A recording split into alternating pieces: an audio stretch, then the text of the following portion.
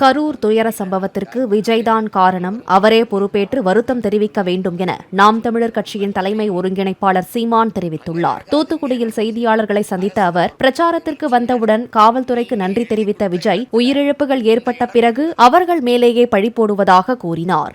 நீங்க எழுதி இடம் கேட்டீங்கல்ல, அதுல இந்த இடம் இருந்ததா இல்லையா? இருந்தது. நீங்க எழுதி கொடுத்த இடத்துல இது ஒரு இடம். அவங்க சொல்றது மற்ற இடங்கள்லாம் இன்னும் ரொம்ப குறுகலா இருக்கும்.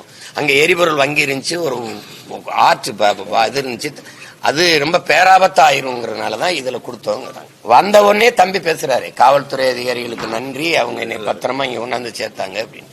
அப்புறம் அந்த காவல்துறை மேல சாவு விழுந்தவன்னு பழிய போடுறது எப்படி?